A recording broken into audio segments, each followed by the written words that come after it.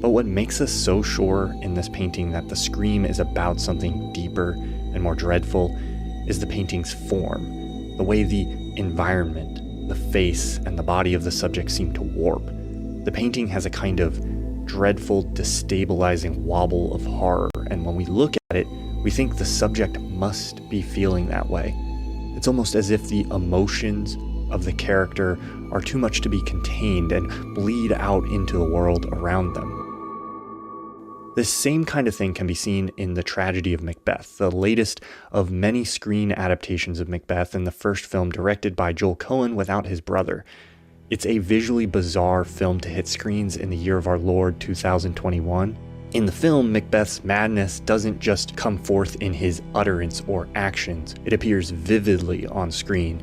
Doorways tilt and don't quite line up, the environments shift around him.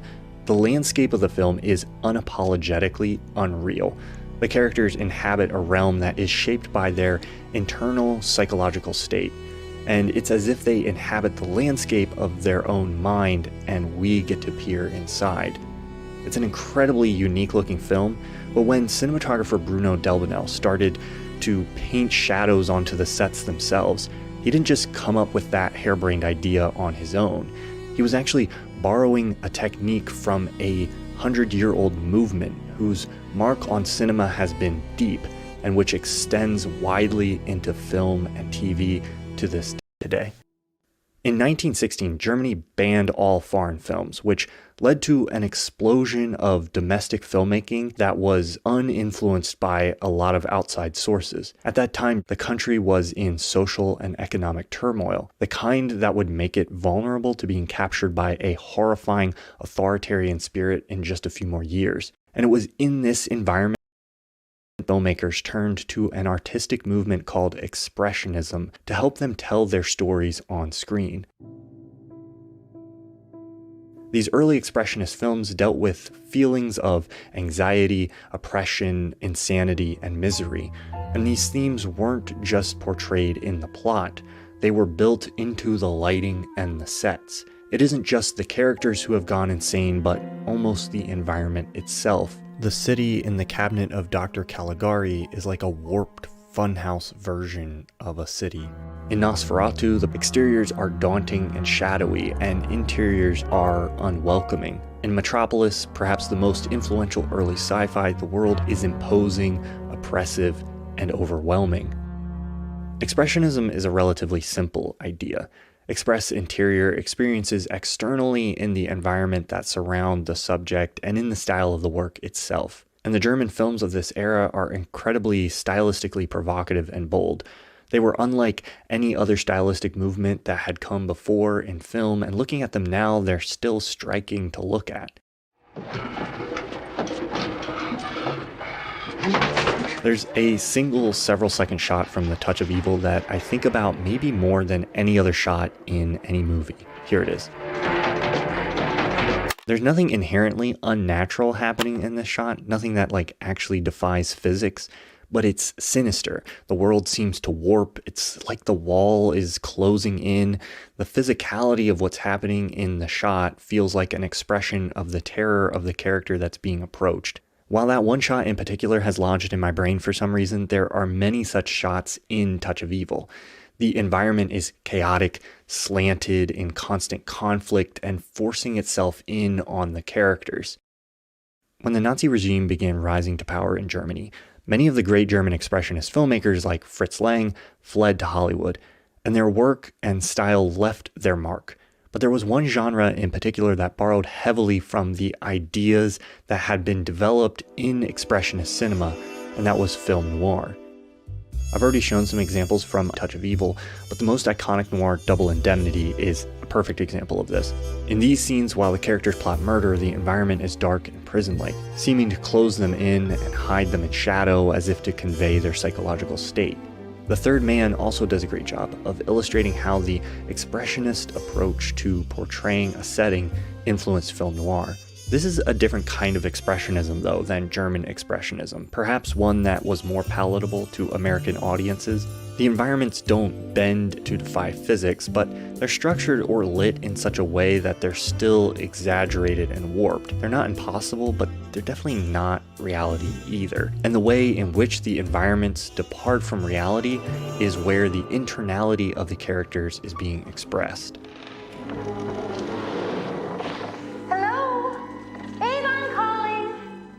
There are, of course, a few modern films that draw a direct line from the German Expressionist movement. The Tragedy of Macbeth is the most recent film to clearly adopt a neo-expressionist style. Tim Burton is most often cited as a kind of neo-expressionist filmmaker, but I see flavors of expressionism in Terry Gilliam's work, Guillermo del Toro, and David Lynch's.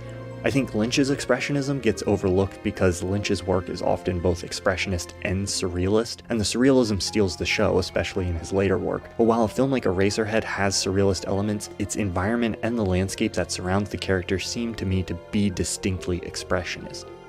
But it's the subtler, more muted use of expressionism that began to appear in the film noirs that has spread far and wide into film and TV to this day. From Apocalypse Now to Trainspotting, there are many films where scenes or portions of the film seem to exist in a space that isn't quite reality, where the architecture, sets, lighting, and general atmosphere are heightened, and this heightening or shifting of reality is a reflection of the character's psychological experiences. While last year The Tragedy of Macbeth was explicitly nodding to expressionism, The Humans uses it in a more subtle way to portray the character's anxiety about decay and aging. It's almost as if the apartment the film is set in is sick or diseased.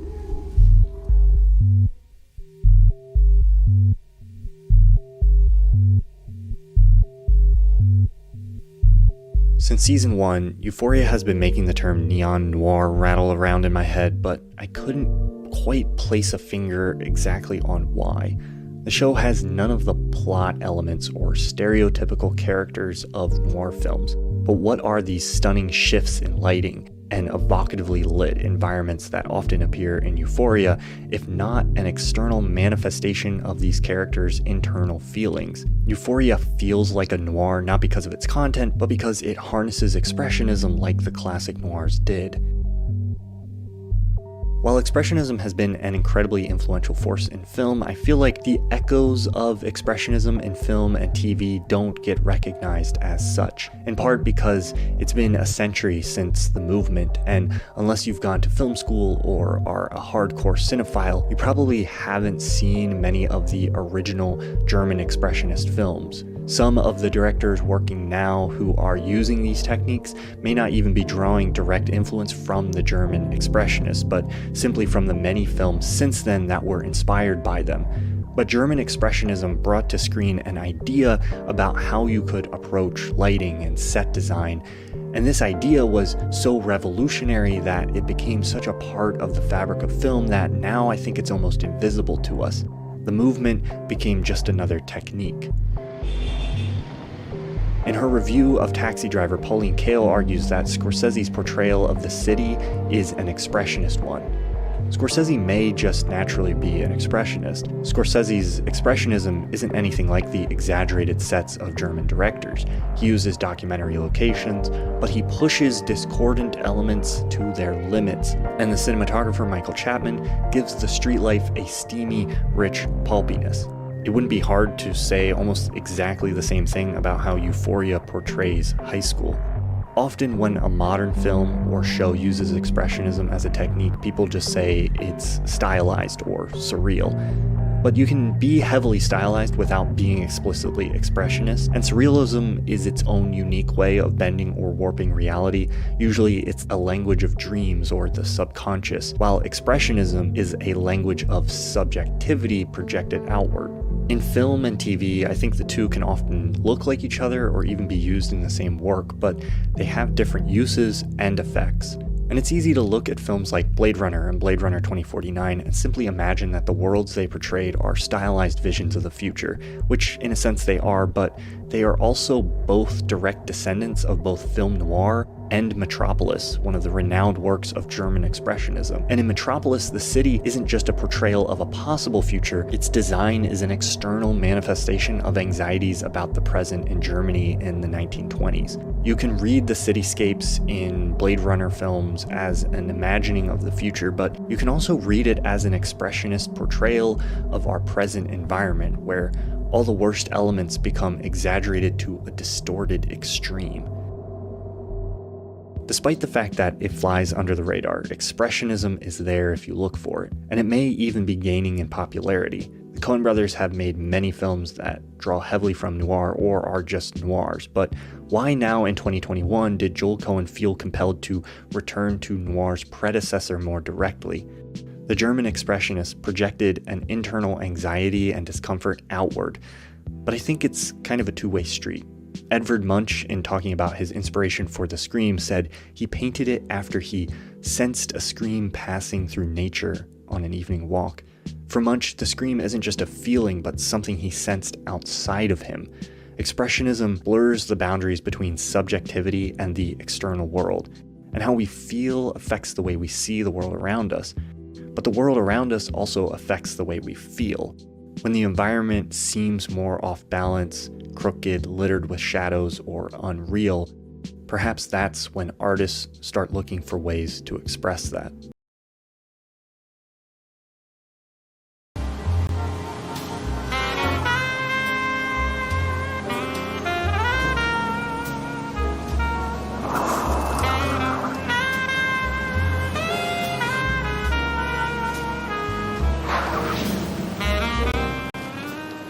Dark, isn't it? You better get used to it. For the next hour, this is how the world is going to be. This is the world of film noir. It's a dark American place with a fancy French name. A place where the sun has died, but people get by with neon. Where the only pleasures to be had are from bourbon and the satisfaction of knowing that life is a cheap little game in which everyone plays dirty. Funny thing is, you don't need to have seen too many film noirs in order to know the conventions. They're in our heads somehow. So, who wrote the rules of noir? And why, more than 60 years after the genre was founded, do we still love to play by them?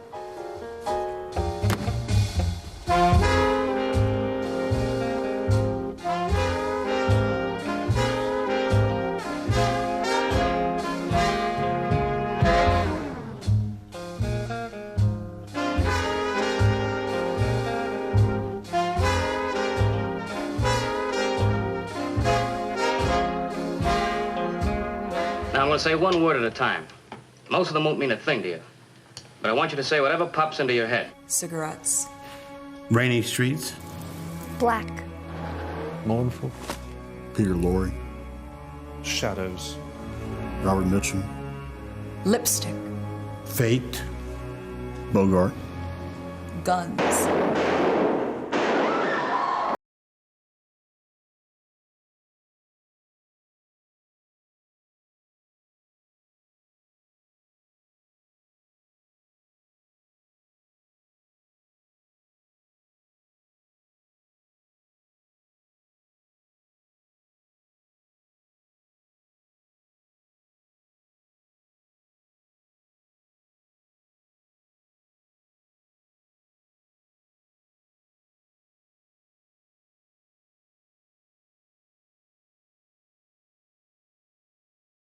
But only a little.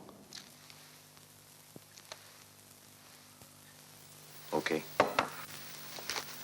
Get me the stuff on her. Family, pictures, anything interesting. He'll get it. I'll see you. You bring it over, Joe. Come on, let's go. Oh, by the way, you mind telling me your name? Kathy Moffat. Thanks. Now, like any good private investigator knows, you've got to see who's in the frame before you can work out who done it and why. So, who populates the darkness of film noir? It's your sinners. This is a fallen world we're in. Goodness here is as rare as natural daylight. The lawyers are all crooked, the district attorneys are all bent, and the cops, well, you wouldn't trust them to tell you the time. I get the distinct impression, Snooks, that you don't like me. Could I be wrong? You could be right, you fat slob. Come back, Sidney. I want to chastise you. Now, you might expect a bit of that in any crime movie, but in the film noir, you can't even trust the figures in the foreground. Your film noir heroine, she's a predator, even when she's playing the victim. Her tears are crocodile tears. Generally, the blonder and brighter she is on the outside, the badder she is on the inside. And the hero? Well, he's her lunch. But here's the twist. He usually knows it.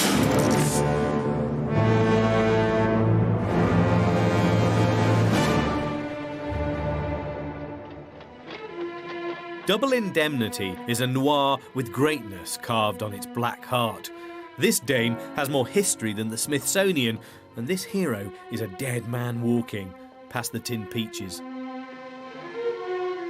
I loved you, Walter, and I hated him. But I wasn't going to do anything about it, not until I met you. You planned the whole thing. I only wanted him dead. And I'm the one that fixed it so he was dead. Is that what you're telling me? And nobody's pulling out. We went into this together and we're coming out at the end together. It's straight down the line for both of us. Remember? Double Indemnity had an enormous impact on creating the genre because it was such a good film and such a high-quality film, and it was so successful that it really opened up the floodgates to a lot of films that came afterward. The Postman Always Rings Twice came in on that tide. Lana Turner is somewhere at the top of these legs. In the world of film noir, legs like hers are bound to get tangled up in something.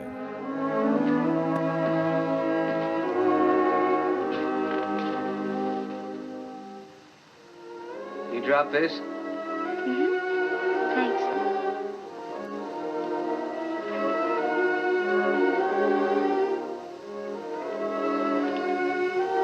The femme fatale is, of course, the Black Widow, the dark woman at the heart of these stories. The woman who's incredibly sexy and incredibly desirable, but who you can't trust as far as you would throw her.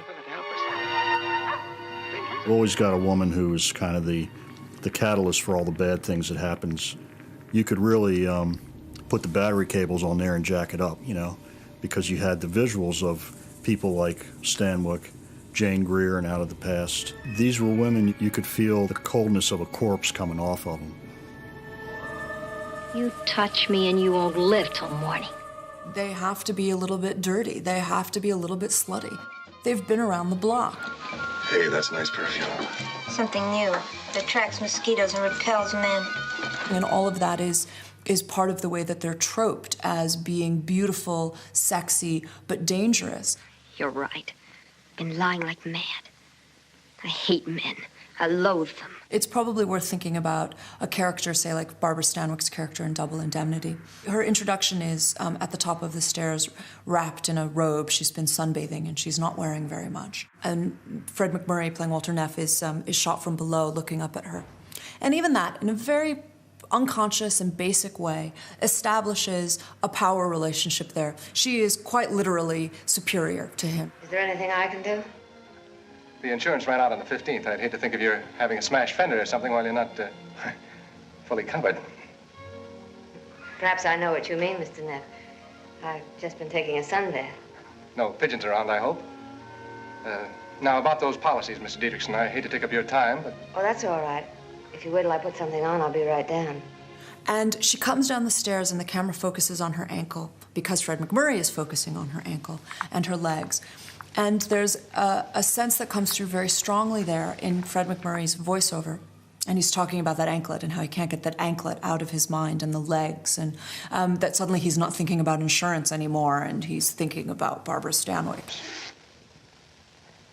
It's a honey of an anklet you're wearing, Mr. Dietrichson. And there's a real sense that what power women have is with sexuality and with attractiveness.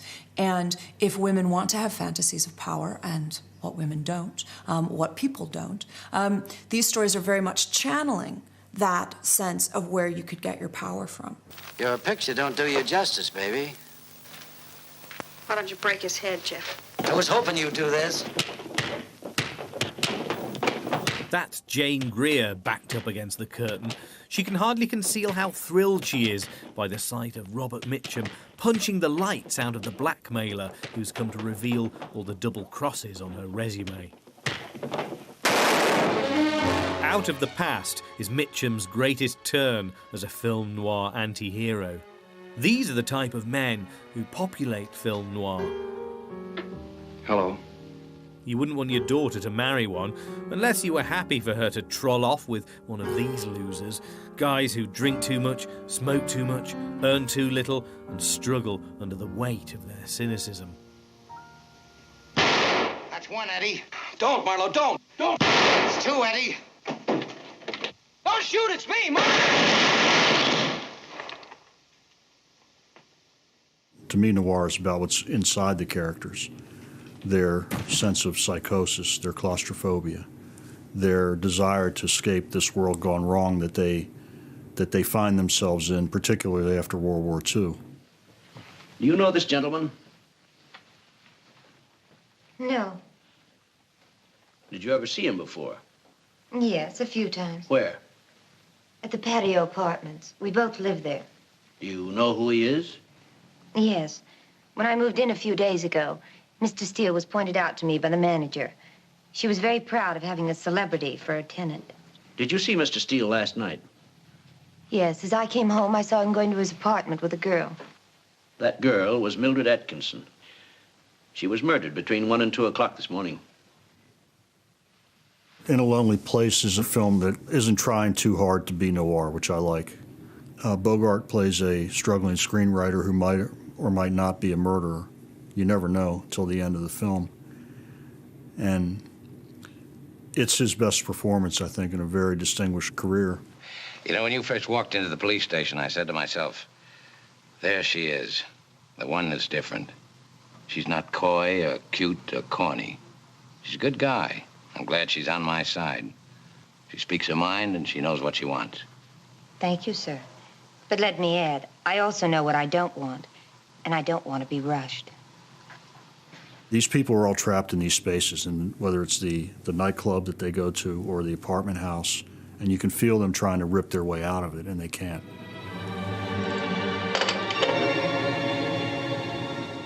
There's a cancellation on Flight 16 for New York. I'll stay with you, Dix. I promise I'll stay with you. I love you, Dix. I'll marry you. I'll go away with you. Take me. Run away from me the first chance you get. Don't act like this, Dix. I can't live with a maniac. I'll never let you go. Dix, don't. Dix, please. Don't, Dix, please, don't.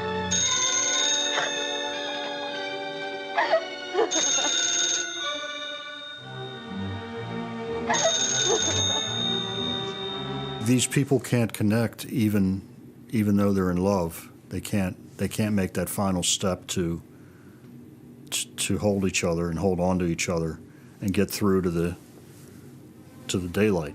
You know, they just can't do it. And it's the tragedy of the film. And of course, when we discover that he's not the murderer, it's too late for him and too late for them. I lived a few weeks while you loved me. Goodbye, Dix. In a Lonely Place could be the title of any of these pictures. Noir men and women never get through to the daylight. It's impossible to imagine them motoring off into a happy, sunlit ending.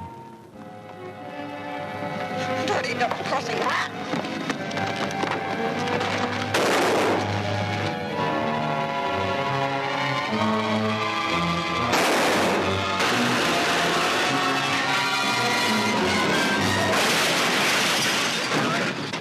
In 1940s America, everything was in short supply. The batteries in these torches, the celluloid running through the camera. Pearl Harbor saw to that, and as the screenwriters went off to war, Hollywood found it was also running out of stories that were marketable, modern, and cheap.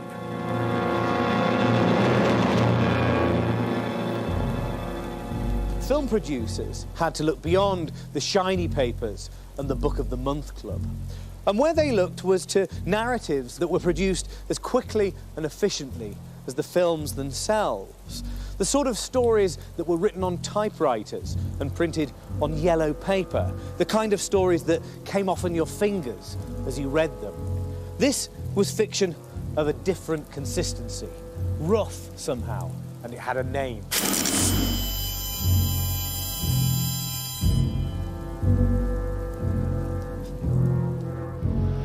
I just found out all over again how big this city is. My feet hurt, and my mind felt like a plumber's handkerchief. The office bottle hadn't sparked me up, so I'd taken out my little black book and decided to go grouse hunting. Nothing like soft shoulders to improve my morale. Pulp fiction was about tough detectives who got into hot water.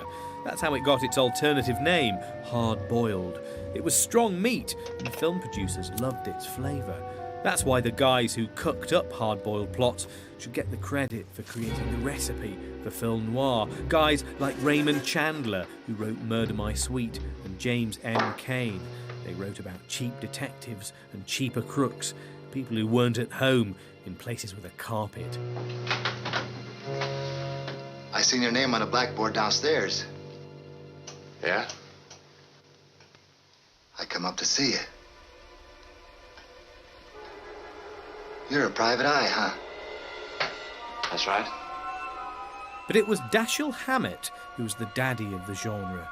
His first book, Red Harvest, was published in 1929. Everything in there is a blueprint for the entire hard-boiled noir sort of canon that would come later on. The very first paragraph talks about the fact that this place is called Poisonville, even though the name of the town is Personville. And there's that sort of wisecracking attitude, a very clinical look at death. The book is almost deliriously violent, without being graphic, but the body count is as high as anything that's ever been written in an American novel. Hammett was a Pinkerton man. He had been a detective. He had lived a life. And so what he brought was his life experience to these books, and he started something which had not been done before. He said that the system is corrupt, that if you peel back the layers, there's maggots underneath and they're writhing. And he was telling people that you're wrong about everything. Don't go to bed feeling comfortable because there's nothing to be comfortable about. Filmmakers longed to make pictures that were as tough and sleazy as the words on Hammett's pages, but it took time for the censors to be persuaded.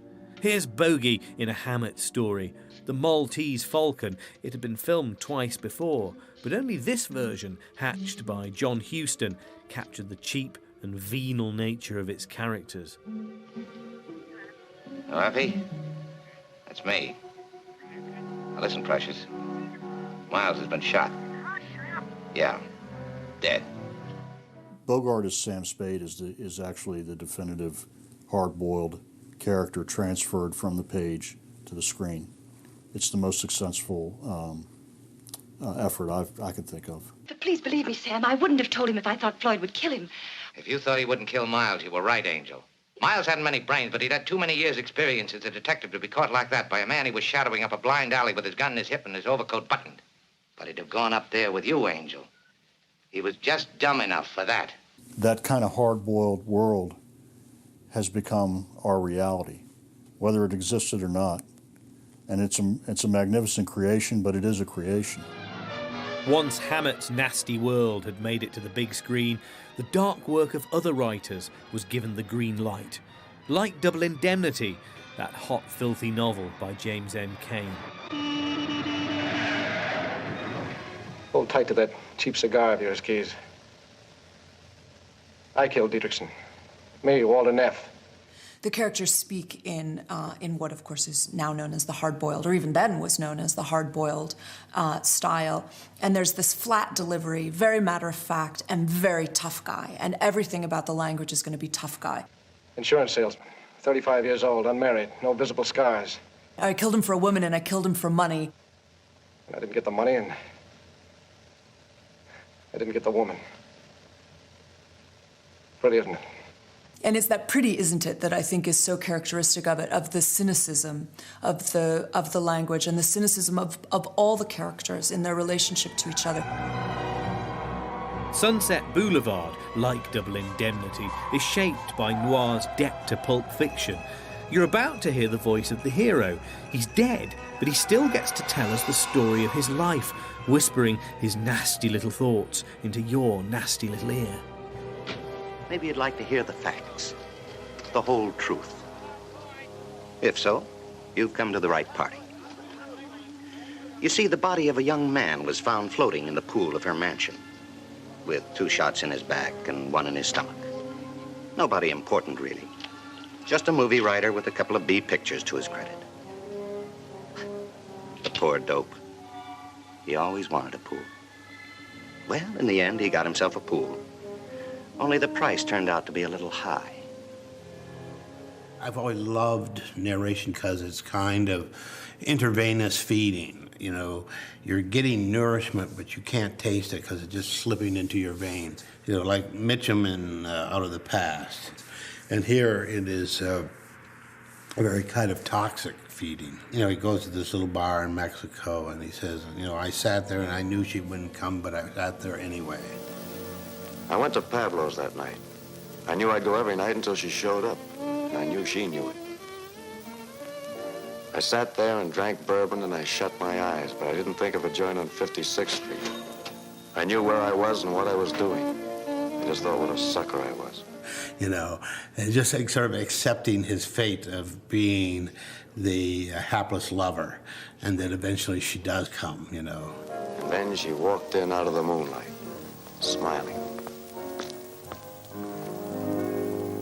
This was a great kind of device for allowing real men, masculine men, men who had fought at war and were now disillusioned, to show a kind of softer side without appearing weak.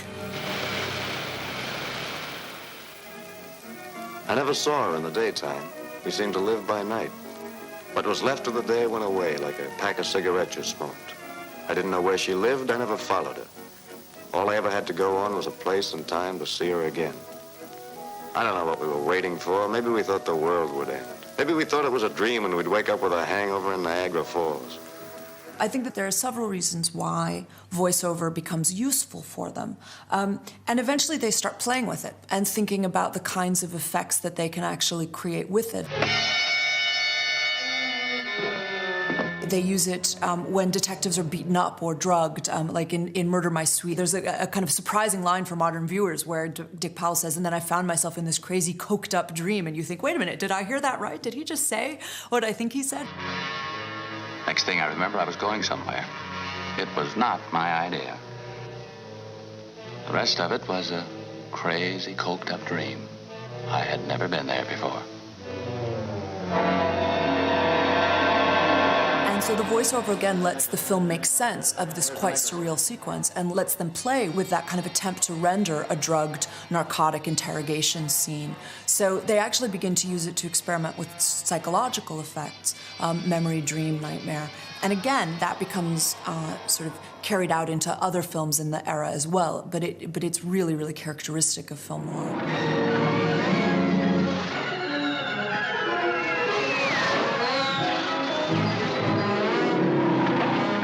Pulp Fiction knows a lot of nasty tricks. It puts you inside the head of the hero and then hits you with a right hook or a shot of dope. It distorts time and space and leaves you reeling. And many of the people who made these pictures felt just as disoriented. Film noir grew in the California night, but its vision, like its name, came from Europe. Want to know 2 good things that Hitler did? He built the Autobahn, and he created the conditions in which film noir was born. Granted, he didn't do it for a good reason, but the tide of darkness that the Nazis unleashed across Europe propelled some of the most talented film people in the world westward towards Hollywood. Actors, technicians, directors, cameramen, and they brought with them a sense of the twilight that had descended across the continent that they'd left behind. The world of film noir was America, all right, but not the one that the natives saw.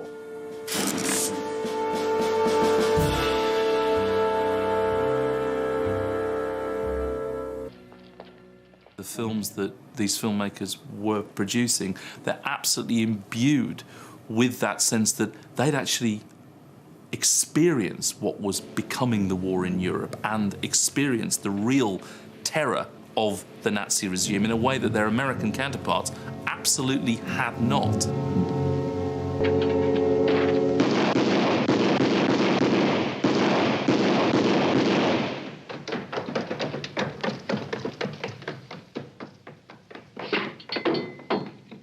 The reality is that there wouldn't have been film noir without World War II and an influx, specifically of German emigres. Fritz Lang, Billy Wilder, Edgar Ulmer, all of these people and their technicians, cinematographers, production designers. There was a mass exodus, and they imported that technical ability, but that aesthetic sensibility, and a sensibility that had actually been formed in the 20s and the 30s with German Expressionism. Expressionism was a visual style of skewed angles and nightmare images that crossed the Atlantic to Hollywood. But film noir didn't just feel European, it sounded European too. Franz Waxman and Miklos Rozsa were the men who scored film noir, and they were also on the run from the men in jackboots. From the very old heart of music in the old world, these composers brought this sense of a line going back, I feel, which isn't about facile statements. It's actually about a sense of what it really means to be human, which is that you are, for the most part, groping in a fog. You are going through shades of grey. You're not just taking a black or white decision. And it took European music, really, to make that work.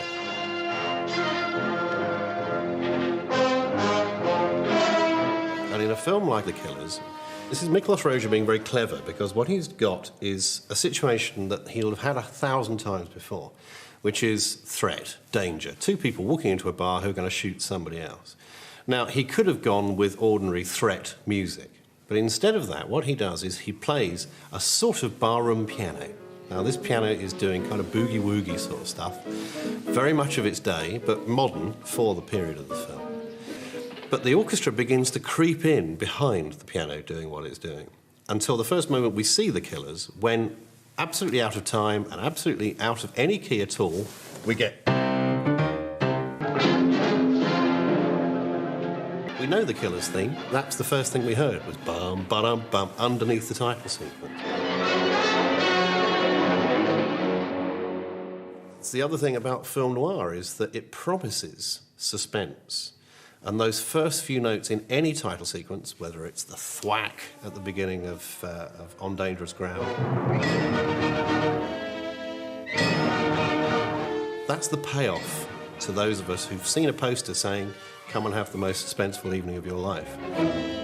European emigres created a new sound and a new look for American cinema, something alien and yet familiar. Unheimlich, they might have said, if they'd read their Freud, and many of them had. But their gift was greater than simply a different way of holding the camera or building a musical score. These guys brought attitude as well as technical expertise. They knew there were some places in the world where paranoia was a rational response to life.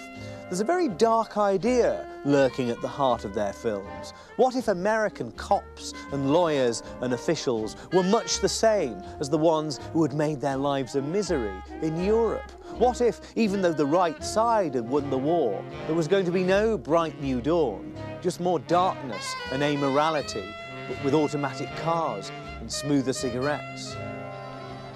Can you hear me, Lieutenant? Just want to ask you one question and then you can go. What are you looking for? Maybe I can help you. What about Alicia? What's your information? Arresting all my friends.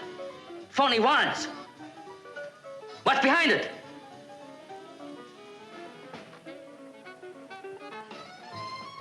Bingo, try it. It's not an accident that film noir really kicked in after World War II. There were some noirs that were They were very influential earlier on, but it got much darker and crazier after the war.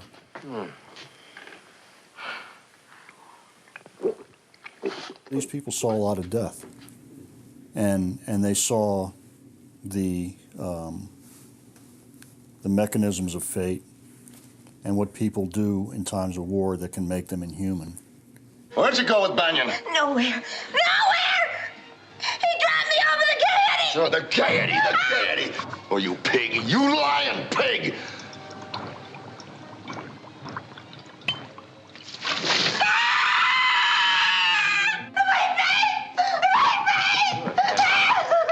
There's something very consonant about the way that the films look and feel with this sense of being under a great deal of duress, being in a very dark time. It's a dark time for the world. It is a time that is uncovering man's propensity for evil. Vince threw hot coffee in my face. I'm gonna be scarred. The whole side of my face will be scarred.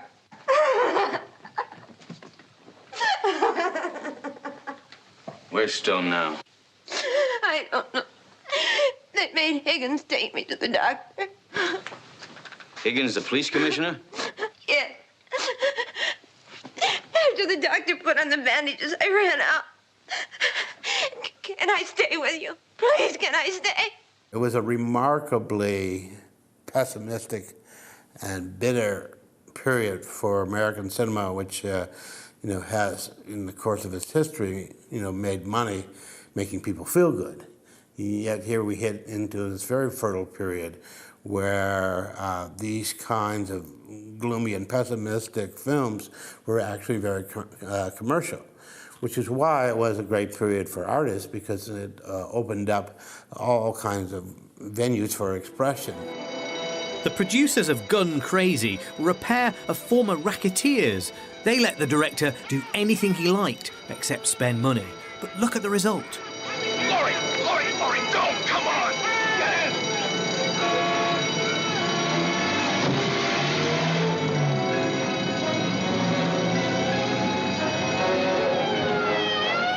Times are changing in film noir, and we can really see it as a kind of transitional genre. It's getting us into a more adult sense of people's relationships, into a more graphic willingness to show violence and evil, and a more complicated moral world in which the question of how much you are responsible for what you do and for what other people do is always at the center of the story. Office manager of the Armour Meatpacking Company and William Bechtel, company guard, who were killed last Friday when bandits made off with a company payroll. Well? Well? 2 people dead. Just so we can live without working. Why? Why did you do it? Why do you have to murder people? Why can't you let them live? Because I had to. Because I was afraid. Because they would have killed you. Because you're the only thing I've got in the whole world. Because I love you. We're killers. You're not. I am. No, we both are. You go into a racket like this to get something at the point of a gun. You have to be ready to kill even before you start a job. I'm as guilty as you are. I've just let you do my killing for me. I might as well tell you. I've done it before. I killed a man in St. Louis, too. It is one of the primary genres in which America is willing to show the American dream is broken. Emigre filmmakers brought the paranoid darkness of occupied Europe to the boulevards of Hollywood, but victory didn't banish those anxieties. It simply invented new ones. So if the genre continued to create a picture of an America that was brutal, alienating, and corrupt, it had drawn it from life. The look of noir suited the atmosphere of suspicion and paranoia that gripped America just after the war, a time when many filmmakers found themselves hounded for their left-wing political views. It's a monochrome look, of course. In the 1940s, colour was for musicals or for films where chipmunks and bluebirds did the washing up. Noir renegotiated the relationship between black and white. It owned monochrome in the way that Kafka owned the letter K. It invited audiences into a realm that seemed to be lit not by the sun, not even by studio Klieg lamps, but by angle poises and cigarettes, neon signs and searchlights.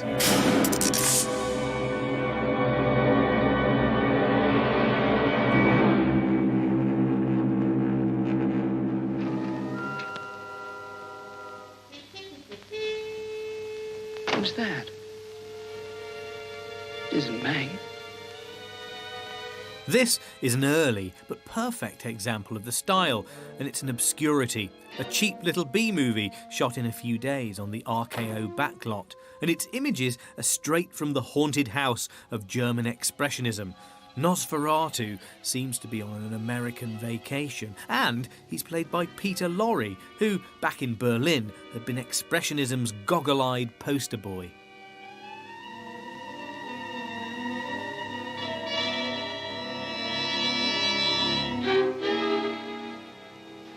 Looking for somebody? Stranger on the Third Floor is a very interesting film in terms of, the psychology, how psychological it is. The fact that you've got this beautiful, moody, stark, expressionistic style. Ladies and gentlemen of the jury, have you reached a verdict? Yes! But I'm not guilty! The stranger killed him! There he is! Why don't you do something? He'll get away! Arrest him! Michael Ward, face the court. It is the judgment of this court that you be taken to the state prison and be there put to death in the manner prescribed by law. And may God have mercy on your soul.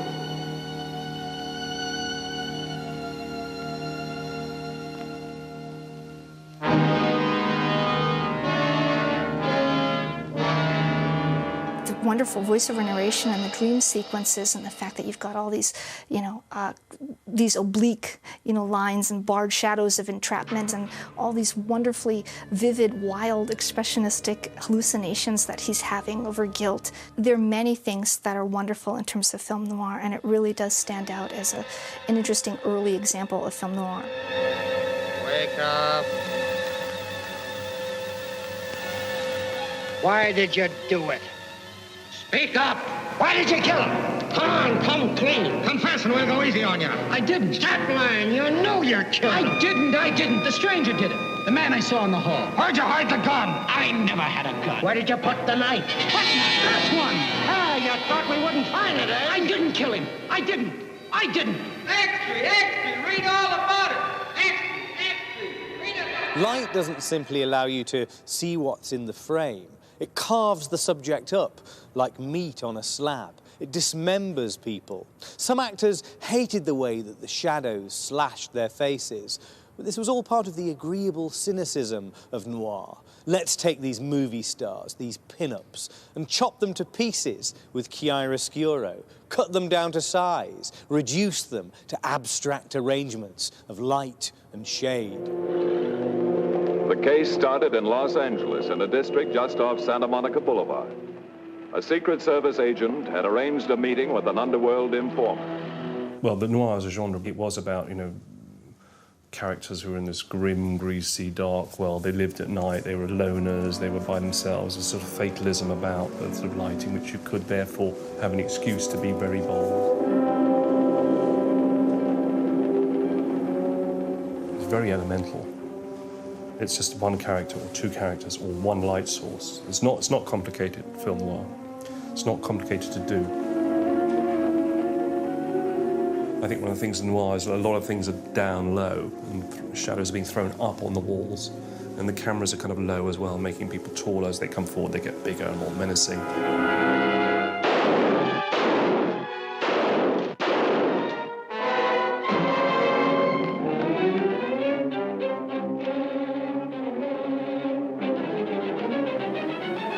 You decide for the audience what they're going to see. You're not going to see any of that, or any of that lovely set, or any of those people down there, and you're going to look at those little men, and that's what I want you to look at.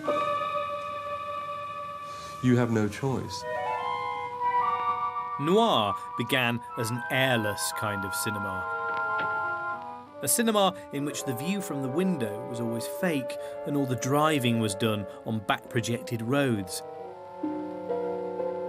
A cinema that rarely left the soundstage and the backlot. But that would change. Noir was about to walk out into the real American night. You had a whole group of cinematographers and directors who had been in the war effort shooting films. Not a single member of any such patrol ever came back alive. They were shooting handheld black and white 16mm Bolex films, and they were shooting wherever they could. And when they came back, they started wanting to shoot that way on the streets. Location filming transformed film noir, made it look less like melodrama and more like the news. And by the mid-1950s, it was as street smart and as immediate as this. Hey, the late paper just came in. Who wants the late paper? The most impressive scenes to me were the scenes on the streets, and there's a few of them. The long tracking shots and using real locations and real lights, and maybe even using background cars that are actually there. I'm not sure how they would have controlled such a huge space, but it must have been working in incredibly tough conditions to get those scenes. And there's one particular long dialogue scene between Burt Lancaster and Tony Curtis that is quite incredible, and the shots are really held for a very long time. You're tracking, and then the camera will come off and from one character to another, and the staging is immaculate.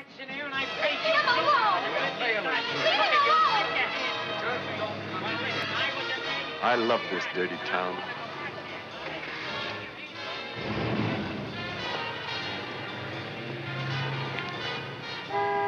Sydney, conjugate me a verb, for instance, to promise. You promised to break up that romance. When? You want something done, J.J., but I doubt if you yourself know what's involved. I'm a schoolboy. Teach me, teach me. Why don't you break it up yourself? You know you could do it in a couple minutes flat. At this late date, you need explanations? Susie's all I've got. Now she's growing up, I want my relationship with her to remain at least at par. I don't intend to do anything to antagonize her if I don't have to. Be warned, son, I'll have to blitz you. Frankly, J.J., I don't think you got the cards to blitz me. I don't? Correct me if I'm wrong, but I don't think so. I'll listen for one more minute. About a year ago, I did you a certain favor.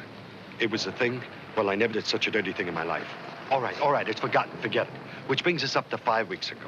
Sydney, I got a nasty little problem here. Do so-and-so and I'll appreciate it. Did I say no? Was I fussy? Look, I'm the first to admit it didn't gel as fast as we'd like. Well, why all of a sudden can't I get you on the phone? And why, as of this date, am I frozen out of the column? You finished? Staging, lighting, and the whole mood of the piece, it feels real, but it's also got that very kind of biting quality that noir has.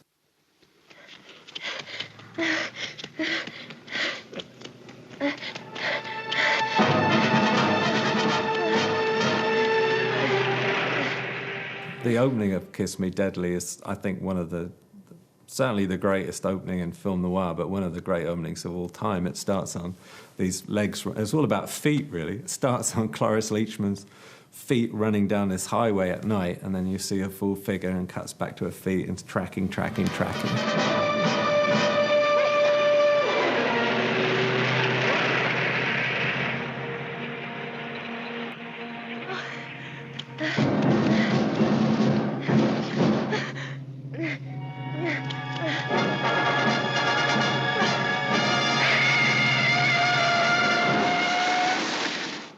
And she's trying to hitch a ride, trying to stop to get a lift. And then Ralph Meeker turns up in his sports car. And there's this wonderful interchange between them in the car, which ends with, it's basically played in two shots. There's a front two shot, which is underlit by the dashboard. and the two heads are like low in the bottom of the 1:3:3 frame, and there's this enormous amount of black in the top of the frame, and then that cuts with a view over their heads where they're at the bottom of the frame also, but you see the road going away in the windscreen just lit by the headlights, and it's so minimal because you've just got this dash light and that boosted headlights light in the road, and that's it. And it goes on like this, and it ends when she says, "Remember me." I got your name for the registration certificate, Mr. Hammer. Get me to that bus stop, you forget you ever saw me.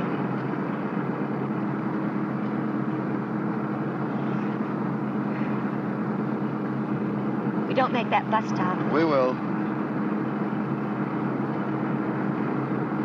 If we don't, remember me. Noir created a visual world in which the forces of darkness had more screen time than their rivals. But there were limits on the kinds of wickedness it was allowed to represent. So the guys who wrote the dialogue had to work hard to make sure the audience understood how lost and dirty its characters were, but without antagonising the cinema's moral policeman. Everybody likes sex and mayhem and murder, especially you, madam. The film noir revelled in all of them, but the party had to be held under certain conditions. Since 1934, the Hays Code had taken a squeegee to the dirty surfaces of Hollywood, expunging all those bare nipples and low morals. Those rules stayed intact in wartime, but like a lot of rules during the war, they were bent. Completely bent. So screenwriters filled their work with sexual innuendos that looked innocuous on the page but sounded dead dirty in the playing.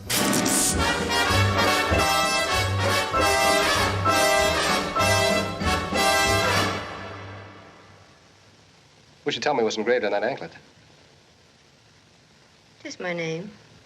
As, for instance? Phyllis. Phyllis, huh? I think I like that. But you're not sure. I'd have to drive it around the block a couple of times. Mr. Neff, why don't you drop by tomorrow evening around 8:30? He'll be in then. Who? My husband. You were anxious to talk to him, weren't you? Yeah, I was, but I'm sort of getting over the idea, if you know what I mean. There's a speed limit in this state, Mr. Neff. 45 miles an hour. How fast was I going, officer? I'd say around 90. Suppose you get down off your motorcycle and give me a ticket. Suppose I let you off with a warning this time. Suppose it doesn't take. Suppose I have to whack you over the knuckles. Suppose I bust out crying and put my head on your shoulder. Suppose you try putting it on my husband's shoulder. That tears it. 8:30 tomorrow evening, then. That's what I suggested. Will you be here, too? I guess so. I usually am. Same chair, same perfume, same anklet? I wonder if I know what you mean. I wonder if you wonder. For me, one of the most characteristic aspects of film noir, and my personal favorite part of film noir, is the innuendo, is the use of innuendo and euphemism, and the way that it talks about sex without talking about sex. One of the best examples of that, I think, is in The Big Sleep. One of the things that's important to remember about The Big Sleep is that Bogart and Bacall have had this very racy off-screen romance, quite scandalous. So they're a bit kind of, maybe the Brad and Angelina of their day. Hello. Well, I'm late. I'm sorry. how are you today? Better than last night. I can agree on that. Oh, well, Max. Good afternoon, Mrs. Rutledge. Got a table for us? Certainly, madam. This way, please. It's the film where their famous screen chemistry really ignites. And the director, Howard Hawks, was at some pains to make sure that that screen chemistry was as kind of torrid as it could be. And there are a couple of fabulously sexy scenes between Bogart and Bacall, particularly a scene that I think even modern ears that are unaccustomed to the idioms and the slang of the 1940s won't have any trouble picking up the meaning of this particular exchange. Well, I like you. I told you that before. I liked hearing you say it. But you didn't do much about it. Well, neither did you. Well, speaking of horses, I like to play them myself. But I like to see them work out a little first. See if they're front runners or come from behind. Find out what their whole card is. What makes them run. Find out mine? I think so. Go ahead. I'd say you don't like to be rated. You like to get out in front. Open up a lead, take a little breather in the back stretch, and then come home free. You don't like to be rated yourself. I haven't met anyone yet that could do it. Any suggestions? Well, I can't tell till I've seen you over a distance of ground. You've got a touch of class, but I don't know how far you can go. A lot depends on who's in the saddle. Go ahead, Marlo. I like the way you work. In case you don't know it, you're doing all right. There's one thing I can't figure out. What makes me run? Uh-huh. I'll give you a little hint. Sugar won't work. It's been tried. I think film noir's entirely for grown-ups, and it's entirely for that generation of 20-somethings, 30-somethings who weren't necessarily in the nuclear family, who were young, free and single, and wanted their entertainment, you know, raw, adult, mature, raunchy, and they gave it to them. Put the blame on me.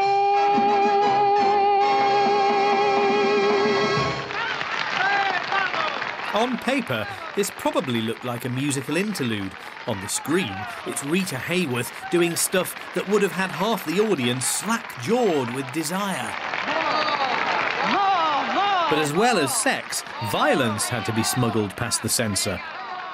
Auteur directors like Billy Wilder would very effectively use off-screen space, and particularly during this period of production code censorship, because in this way, the audience's imagination can run wild with what's going on, but you're actually conforming to the constraints of the production code. You're not showing any violence. It's all done off-screen.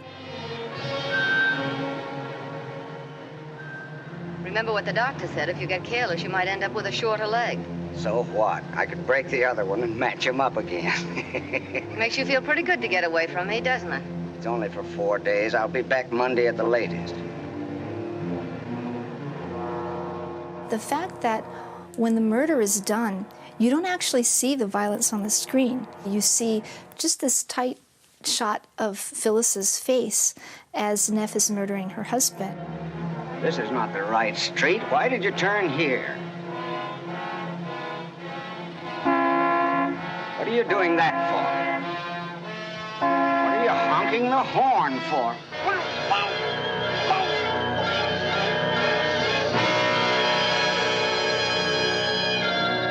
Not only is that quite specifically effective in terms of revealing her character, this sort of very cold face with that sort of mild gleam, you know, of a smile that you see in the corner of her mouth, just barely, just ever so slightly. She's just really glad that this guy's been knocked off, basically.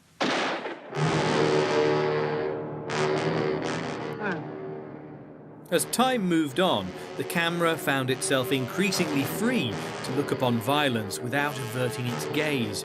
You don't need to know secret code to work out what's happening here.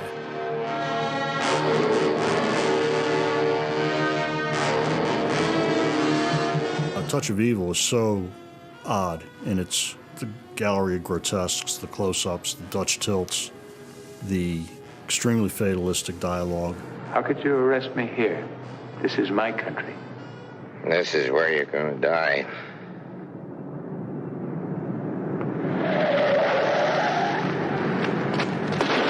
There wasn't no miss, Vargas. That was just to turn you around. I don't want to shoot you in the back. Unless you'd rather try to run for it.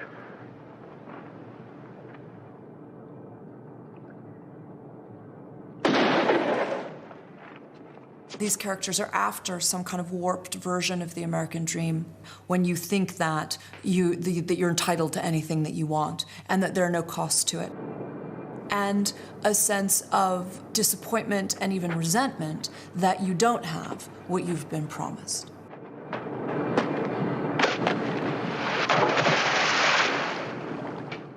The last film you can really call a film noir is Touch of Evil, and that's 58, and that seems to be pretty much the end of it.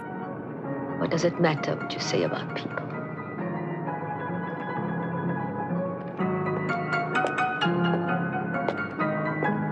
Goodbye, Tanner. Adios.